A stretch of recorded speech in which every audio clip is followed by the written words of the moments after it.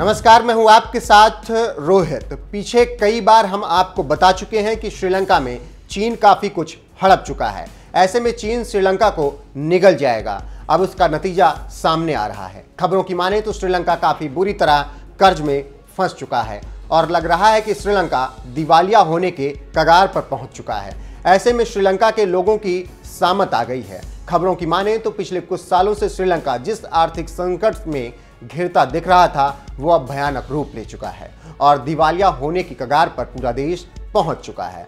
श्रीलंका क्षेत्रफल के मामले में तमिलनाडु से छोटा है और आबादी करीब 2.25 करोड़ है। श्रीलंका की जीडीपी में पर्यटन क्षेत्र का योगदान 10% से भी ज्यादा है।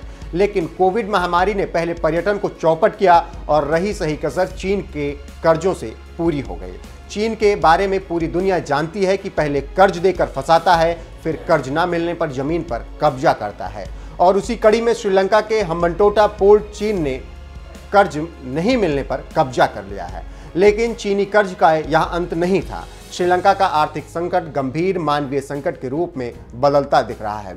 श्रीलंका में महंगाई रिकॉर्ड स्तर पर पहुंच चुकी है। खाने पीने की चीजें भी लोगों के हाथ से फिसलती जा रही हैं।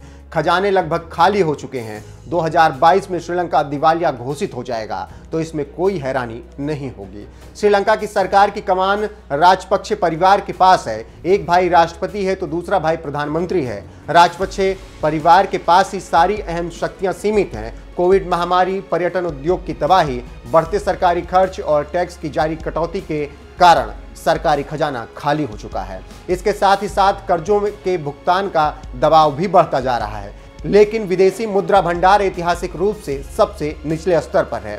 विश्व बैंक के अनुमान के मुताबिक महामारी की शुरुआत से अब तक 5 लाख लोग गरीबी रेखा से नीचे चले गए हैं। नवंबर में महंगाई दर रिकॉर्ड 11.1% पर पहुंच गई थी। दिसंबर में खाने पीने के सामान 22.1% महंगे हो गए। श्रीलंका खाने पीने के सामान की कमी से जूझ रहा है। इतने पैसे नहीं हैं कि खाद्य सामग्री की आपूर्ति आयात के जरिए की जाए। श्रीलंका में लोगों के लिए 3 वक्त का खाना भी खाना मुश्किल हो गया है। श्रीलंका की राजपक्षे सरकार आर्थिक आपातकालीन स्थिति की घोषणा पिछले साल ही कर चुका है। सेना को जरूरी सामान की आपूर्ति सुनिश्चित करने की जिम्मेदारी दी गई थी। यहां तक कि चीनी और चावल के लिए सरकारी कीमत तय की गई थी। लोगों की माने तो 3 टाइम के बदले 2 वक्त का खाना ही वहां खाया जा रहा है। लोगों का कहना है कि दुकान से 1 किलो दूध पाउडर के पैकेट को खोलकर 100 ग्राम के पैक तैयार किए जा रहे हैं, क्योंकि लोग 1 किलो का पैकेट नहीं खरीद सकते और अब 100 ग्राम सब्जियां भी लोग खरीद रहे हैं। श्रीलंका की स्थिति बहुत ज़्यादा खराब है और सरकार को कुछ भी नहीं सूझ रहा है। यहां पर एक और जानकारी देते चलें कि श्रीलंका को लेकर बीजेपी के राज्यसभा सांसद सुब्रमण्यम स्वामी ने कहा, भारत को तुरंत श्रीलंका की मदद करनी चाहिए और एक ऐतिहासिक पड़ोसी बनना चाहिए। लेकिन भारत सरकार ने इसको खारिज कर दिया था और पार्टी ने स्वामी की आलोचना की थी। लेकिन अब श्रीलंका की हालत बहुत ज़्यादा खराब है और आर्थिक मामलों के जानकार कह रहे हैं कि अब वो दिन दूर नहीं जब श्रीलंका दिवालिया घोषित हो जाएगा। देखना होगा कि आगे क्या कुछ होता है और क्या भारत श्रीलंका को बचाता है या नहीं।